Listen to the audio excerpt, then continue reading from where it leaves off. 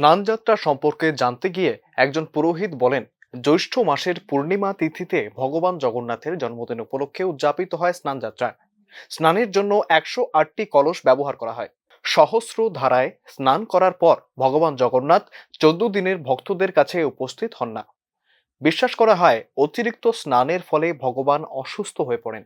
তাই 14 দিন ধরে জগন্নাথের চিকিৎসা চলতে থাকে। অর্থাৎ আষাঢ় মাসের শুক্লা পক্ষের প্রতিপদ তিথিতে মন্দিরের দরজা খোলা হয়, যাকে বলা হয় নেত্র উৎসব। নেত্র উৎসবের পরের দিন অর্থাৎ আষাঢ় মাসের শুক্লা পক্ষের দ্বিতীয় দিনে জগন্নাথের রথযাত্রা শুরু হয়। শনিবার এই স্নানযাত্রা উপলক্ষে আগরতলার জগন্নাথ মন্দির ও ইস্কন মন্দিরে ভক্তদের সমাগম ছিল লক্ষণীয়। আজকে জগন্নাথের রথ স্নান যাত্রা উৎসব। স্নান যাত্রা উৎসব মানে হচ্ছে জগন্নাথ দেবের আজকে জন্মদিন, জগন্নাথের জন্মদিন। সে উদ্দেশ্যে আমরা সারা বিশ্বব্যাপী আজ জগন্নাথ দেবের জন্মদিন উৎসব পালন করছি। জগন্নাথ জন্মদিনে আমরা 108 কুণ্ডের জলে জগন্নাথ স্নান করাবো।